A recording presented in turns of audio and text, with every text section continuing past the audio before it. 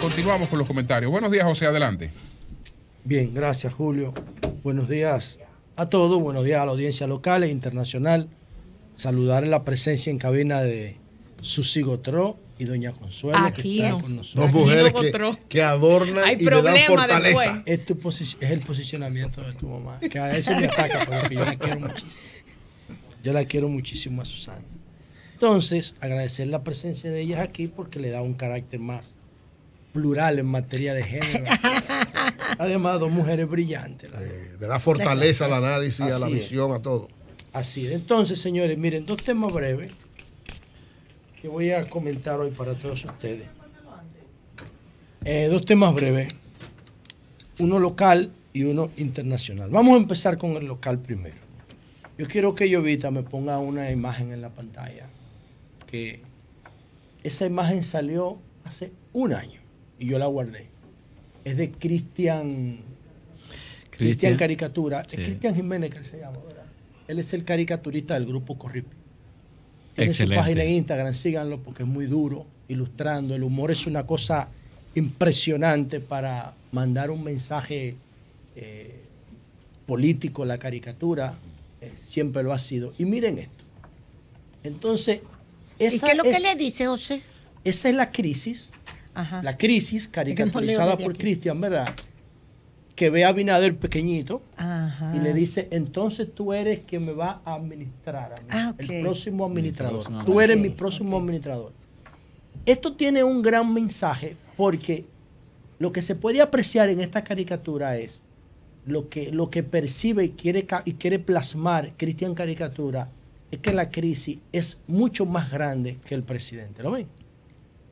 Como el presidente Cristian Hernández es que se llama, no Jiménez. Cristian Jiménez era nuestro compañero aquí, nuestro compañero. Cristian Hernández lo que plasma ahí es que la crisis es más grande que los gobiernos. Mírenlo. Y miren cómo la crisis, con colmillos, con dientes afilados, le señala a Abinader, le dice, entonces tú eres mi próximo administrador, o sea, tú no me vas a superar a mí, tú me vas a administrar. Esa caricatura tiene un mensaje tremendo y se produjo hace un año. Bueno, si leemos esa caricatura hoy, vemos que Cristian tenía razón. Porque un año después, las crisis siguen grandes, sobre todo las que tenemos ahora, que están mezcladas, crisis locales y un choque externo global, que es el coronavirus, que ha frenado nuestro crecimiento económico, que solamente había tenido 2 frenadas desde 1990 para acá.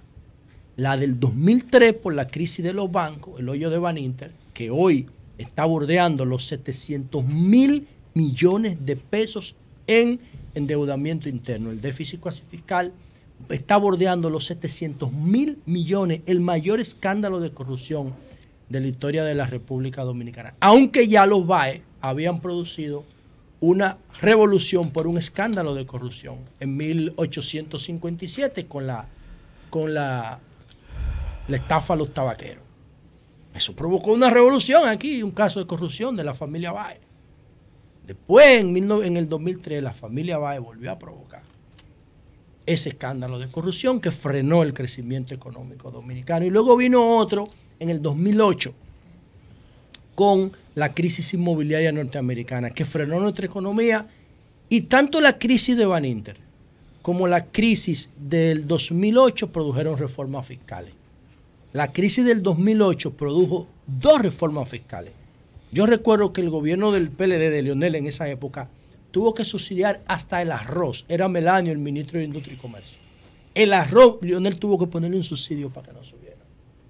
Y produjo una reforma fiscal que la hizo Leonel en el 2011 y luego una que hizo Danilo cuando llegó en el 2012.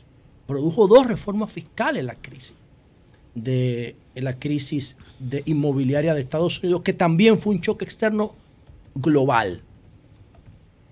Esa crisis inmobiliaria generó la caída de muchísimos gobiernos y fue uno de los factores determinantes de la primavera árabe, la crisis del 2008. La del 2003 también produjo una reforma fiscal cuando el PLD volvió al poder en el 2004. Entonces, ahora mismo hay una crisis generada fundamentalmente por el coronavirus. ¿esa crisis va a producir una reforma fiscal? Bueno, el gobierno la está planteando, ¿no? Dice Frances Harahatton, el ministro de Economía, Planificación y Desarrollo, que ya está lista. Bueno, pero yo te voy a decir algo. Si yo fuera el presidente Abinader, aunque ellos pudieran estar pensando estratégicamente, bueno, pasamos una reforma ahora y para el 2023 vamos a ver los resultados. Bueno, yo no sé cuáles son los resultados que van a ver. Bueno. Los resultados pueden ser positivos o pueden ser negativos. ¿Por qué? Porque pero el asunto no basta con anunciarlo. También es que tú tienes que crear las condiciones sociales y políticas para un debate es que yo creo que y no para las una hay. buena recepción. Para mí en República Dominicana no hay condiciones sociales ni políticas no para las hay, pero encima de eso, oye este para dato, promover una reforma. Oye este dato, entonces, pero oye este dato, oye este dato o este fenómeno. En medio de una situación de crisis nacional, de pandemia mundial, el gobierno nunca abrió espacios de diálogo. ¿De diálogo? Nunca lo hizo. Pero con las fuerzas vivas ni con los partidos. Sí. Y mira que empezó bien Abinader visitando a los partidos y a sus líderes. Pero después de eso se olvidó. Entonces, ¿en dónde se va a discutir? ¿Con quiénes van a discutir esta reforma fiscal? Pero ¿por qué yo digo que no hay condiciones? No hay condiciones para una reforma fiscal. Y yo creo que al gobierno no le conviene. Claro. ¿Por qué yo creo que no le conviene? Por varias razones. Primero, las reformas fiscales que yo cité del 2012 y del 2004, después de las crisis, se hicieron en la transición. Ya el gobierno lleva 30% ejecutado del gobierno porque el 2024 es para política. El 2024 no debe considerarse en términos de realizaciones gubernamentales o de ejecuciones gubernamentales porque el 2024 el gobierno nada más llega hasta mayo, después de transición. Y de enero a mayo son las elecciones. O sea, esos 8 meses prácticamente en términos de ejecución gubernamental o de planificación gubernamental se pierden por el tema electoral. Y ya pasó un año. Entonces, el gobierno no podía hacer la reforma cuando llegó porque estábamos en medio de la pandemia. No la puede hacer un año después porque la pandemia ha generado una escalada de los precios de la economía, normales en el mundo entero. Y sin aumento salarial. Entonces, sin aumento de los ingresos de la gente. Entonces, ¿qué va a pasar si tú le metes una reforma fiscal a la sociedad? Que la va a pagar fundamentalmente la clase media. El rico no paga, o si paga no le duele, porque tiene demasiado, y el pobre de solemnidad no paga porque no consume productos grabados directamente. La canasta básica está subsidiada. Pero se va a ampliar, ¿eh? Bueno, se dice que se va a ampliar la base del ITEVI, pero no afectaría a los pobres de solemnidad. Además, no creo que le pongan un 18. Proporcionalmente, el pobre gasta más. Eso me lo explicó Vicente Bengo hace muchísimos años. Sí. Proporcionalmente, el pobre gasta más en la alimentación, en lo básico, que el rico, porque el rico tiene para gastar en comida, gastar en viajes, gastar en resort, gastar en vehículos. El pobre se concentra. Por eso él le dijo proporcionalmente. Proporcionalmente. Porque lo que pasa es que la canasta básica mínima está subsidiada, no paga impuestos. Ahora, si le ponen impuestos, no le van a poner un 18. Le pueden poner un 3, le pueden poner un 6, pero un 18. Porque la gente se le tira a la calle como pasó en el 84. La bajan, pero es que si le meten no le van a poner. La respuesta popular será inevitable. No se van a poner. Ahora, ¿quién va a pagar fundamentalmente la reforma? ¿Quién la va a financiar? La clase media. Entonces, la clase media en este país es la que genera la opinión pública. Así es. Es la que genera la opinión pública. La movilización. Pero además, no es lo mismo tener una sociedad, dirigir o gobernar una sociedad de estructuras verticales, como era antes del 90, que la mayoría de las personas eran ricas o pobres, a tener una sociedad gobernada en estructuras horizontales, donde la mayoría es clase media. Porque en este país la mayoría es clase media, aunque sean clases medias vulnerables, estratificadas, pero son clase media. O sea, generan más de $1 diario. Y ese es el problema. Esa clase media que consume directa e indirectamente productos y servicios grabados es la que paga la reforma. Y esa es la clase media que opina en las redes. Esa es la clase media que genera y traza la opinión pública. Ya no son los ricos que la trazan a través de 5 periódicos. Eso por un lado. Por otro lado, si el gobierno tiene una campaña que la tiene frente al tema de la corrupción, el gobierno tiene que hacer visible los recursos de la corrupción. ¿Por dónde están? Ya hicieron un fideicomiso. Entonces tiene que hacer visible o debe sentirse. Se hizo un fideicomiso para meter ahí los recursos de la corrupción. Pero eso es a largo plazo, porque ahí tiene que haber sentencias definitivas para que esos recursos puedan volver al Estado. Porque dice el artículo 51 de la Constitución que sin una sentencia definitiva no puede haber decomiso de la propiedad privada. Tiene que haber sentencia definitiva. Eso es un lado. Ahora, yo digo que con la prevención, con lo que está haciendo doña Milagro en ética, previniendo la corrupción, digo yo, que debe reflejarse en el gasto público, porque no es que el PRM lo diga, es que Leonel lo dijo en el 96, que la corrupción se llevaba, ¿cuánto? Sí. En el 96. 30.000 millones, dijo él. En esa época 30.000, 32.000. Pero el presupuesto en esa época era de 26.000 millones. Sí. No, era un ching más, pero en el 96 no llegaba a 30.000 millones el presupuesto. Entonces, vamos a suponer, ¿cuánto ellos buscan con la reforma? ¿Cuánto buscan ellos? No han dicho. Entonces, yo supongo que el trabajo de prevenir la corrupción debe generarle al gobierno un ahorro por encima de los 50.000 millones de pesos, porque el presupuesto es de 1 billón de pesos. Si ellos realmente están sistematizando ese esfuerzo, si lo están sistematizando, si lo llevan a números el esfuerzo de transparencia que están haciendo, por un lado. Por otro lado, la evasión fiscal en República Dominicana está por encima del 40%. Lo dicen las autoridades de Hacienda y del Ministerio de Planificación, Economía y Desarrollo, tanto el ITEBI como el impuesto sobre la renta. Entonces, si tú eficientizas el cobro de los impuestos, real, porque eso es corrupción. Lo que pasa es que los ricos le ponen otro nombre, dice elusión fiscal. Eso es robo, eso es corrupción. Dice evasión fiscal. Elusión eso es robo, eso es corrupción. Y evasión. Entonces, si tú le caes atrás esos dos renglones del ITEBI y el impuesto sobre la renta y trata de formalizar, oigan lo que voy a decir, que yo creo que esto se va a decir por primera vez en un medio. Dice el Ministerio de Hacienda, lo leí hace como un mes, que la informalidad estaba en un 56%. Sí, pero ¿qué pasa? Que ya esta es una informalidad de clase media.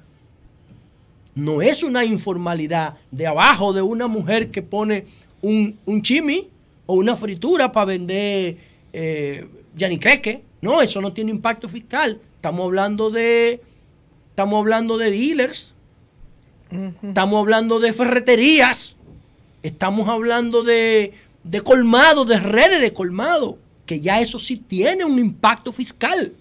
No estamos hablando de una informalidad de la pobreza, estamos hablando de una informalidad de la clase media. Que si el gobierno le cae atrás a esa informalidad y logra que una franja de esos negocios se pongan a la vista y comiencen a tributar, tú lo juntas con la persecución de la evasión fiscal y con los ahorros que produce la transparencia, entonces tú tienes que tener unos recursos suficientes como para tú vadear el problema sin tener que meterte en una reforma profunda que pudiera tener reacciones insospechadas. Lo que hizo, excúsame, a lo mejor estoy metiendo la pata, lo que hizo cuando nosotros hicimos, cuando Danilo, Magino, ¿se acuerdan la reunión que se hizo con Magino que explicaba? La orden no es, o sea, la disposición, no es hacer una reforma fiscal, es cobrar. Eficientizar el cobro. Esa fue la política de Danilo. Eficientizar el cobro, inclusive. Nunca hizo reforma fiscal. Yo estoy de acuerdo. No lo hizo yo estoy de acuerdo con, en esta coyuntura, en esta coyuntura de COVID, yo estoy de acuerdo con una amnistía fiscal. Para que se pongan a la vista todo lo que se están llevando. Es verdad. ¿Por qué? Porque lo que yo digo es que una reforma fiscal no solamente afectaría al gobierno. Dice Lenche, el gobierno no ha buscado la gobernabilidad con la oposición, ha gobernado solo. ¿Qué significa? Que en una reforma lo van a dejar más solo, inclusive le van a encender el entorno. Para mí, al gobierno no le conviene, no es que no debe hacerla, es que no le conviene estratégicamente embarcarse en una reforma fiscal.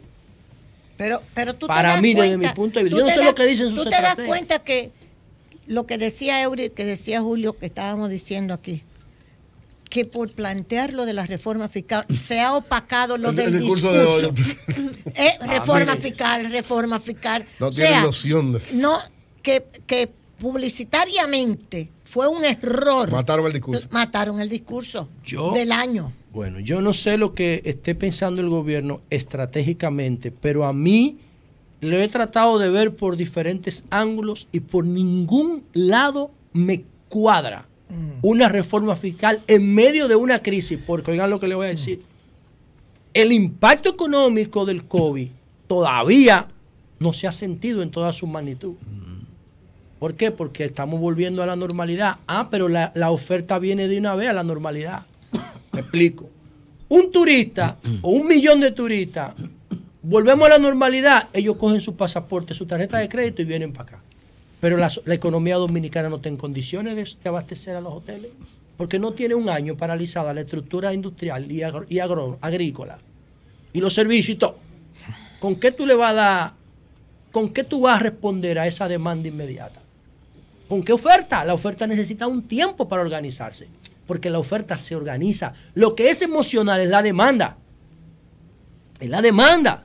Entonces, si todos los hoteles se pusieran al 100% hoy, nosotros no tenemos capacidad para atender esa demanda, porque la oferta ha estado paralizada por más de un año. Por más de un año. Entonces, eso todavía no ha cogido el ritmo. Lo va a ir cogiendo poco a poco. Apenas tenemos 2 semanas que salimos del toque de queda, por lo menos aquí y en el principal polo turístico del país. Entonces, yo realmente no creo que se den las condiciones en la República Dominicana para una reforma fiscal en estos momentos. No creo que sea prudente, ni estratégicamente, ni tácticamente. Habría que ver qué reflexiones ha hecho el gobierno. Si yo fuera el presidente Abinader, no me embarco en eso, porque él es que va a pagar la factura de eso. La oposición tiene que estar cruzando los dedos para que el gobierno haga la reforma. Bueno. Tiene que estar cruzando los dedos. Por último, miren, hay un concepto en sociología y en informática que se llama ingeniería social. Son cambios que se producen dirigidos, organizados, estratégicamente diseñados para cambiar patrones culturales, buscando muchas veces el beneficio de las personas a quienes esos proyectos de ingeniería social están dirigidos. Y otras veces no, con malas intenciones. Entonces, realmente, cuando yo estaba diseñando seguridad perimetral, yo leí sobre este concepto. ¿Por qué? Porque yo particularmente pienso que una sociedad que tiene 178 años viviendo en la informalidad, viviendo en la negación de derechos, mayoritariamente un 80%, si tú le planteas seguridad perimetral que está basado en garantía de derechos, te va a producir un efecto de choque. O sea, si ahora mismo tú le dices a la sociedad que todo el que se monte en una motocicleta tiene que tener licencia, matrícula, seguro, estar sano, o sea, no está borracho ni endrogado. Lo más probable que tiene que tener sus luces, su placa, y que tiene que respetar un límite de velocidad, la gente se te ríe en la cara. Porque aquí se manejan motocicletas sin placa, sin luces, sin seguro, sin matrícula, los tigres sin casco, los tigres borrachos, endrogados, menores. Y nadie respeta el límite de velocidad. ¿Qué significa eso? Que si de repente tú le pones regla al sector de la motocicleta en este país, te genera un efecto de choque, porque ya eso se ha convertido en una necesidad social. Y esta reflexión yo la hago por lo que yo estoy viendo en Afganistán. Señores, dice Carlos Alberto Montaner en el comentario de ayer que Estados Unidos invirtió $1 trillón. Eso es 1 millón de millones de dólares en Afganistán en 20 años. Y ese pueblo decidió volver a los talibanes. Porque no es que los talibanes han tirado un tiro. Los talibanes no han tirado un tiro. Los talibanes han ido ganando posiciones que los gringos han dejado abandonadas, porque la retirada gringa se planteó hace 10 años, en el 2011. Y ahora que va a cumplir 20 años, el 11 de septiembre Joe Biden la consolidó. Pero Donald Trump la negoció en febrero del año pasado. No ha tirado un tiro el talibán. Es el pueblo de Afganistán que los ha recibido con los brazos abiertos. Y ahí están las mujeres con el grito al cielo porque van a perder todos los derechos que habían conquistado en los últimos 20 años. Una mujer es vicepresidenta en Afganistán, pero ahora las mujeres no van a poder destaparse la cara, no van a poder, no va a haber discoteca, no va a haber cine, no va a haber teatro. Los teatros se van a convertir en mezquitas. No va a haber teatro. Las mujeres no van a opinar por los medios de comunicación, no van a poder salir solas a la calle en Afganistán. ¿Por qué? Porque los talibanes son grupos fundamentalistas, educados en una escuela en Pakistán que le dicen madrazas, que niegan todos los valores de la occidentalidad, todos los valores occidentales. Entonces, ¿por qué, con esto termino, por qué los afganos no asumieron el modelo norteamericano de occidentalización con una inversión de $1 trillón en 20 años? Porque 20 años es una generación. Esos que están huyendo en los aviones que ustedes ven son los que viven en Kabul, que ya tienen una asimilación de la cultura. José, pero Biden dijo que ellos no fueron a cambiar a Afganistán, que ellos fueron a vengarse por las torres. Pero le metieron $1 trillón y duraron 20 años. Así mismo, ok, pero Biden se ha cuidado en ese discurso. Pero mi reflexión final, porque ya estoy contra el tiempo, no puedo desarrollar el tema completo, es que los cambios no se pueden hacer de choque. Samuel Huntington escribió un libro en los 90 que se llama Choque de Civilizaciones. El aeropuerto de Kabul, los baños están, las imágenes, ustedes ven las imágenes pequeñitas que se ponen en la puerta de los baños para diferenciar hombre de mujer. En Kabul, el aeropuerto que hicieron norteamericanos, tiene la imagen de una mujer con falda en el baño de hembra y tiene una imagen de un hombre con pantalón y camisa en el baño de mujeres. Las mujeres no usan falda y los hombres no usan pantalones en Afganistán. Y dio paso a la invasión. Es una cultura impuesta. Y dio paso a la invasión de Bush a Irak. ¿Verdad? 2003. Con armas de destrucción masiva que nunca existieron.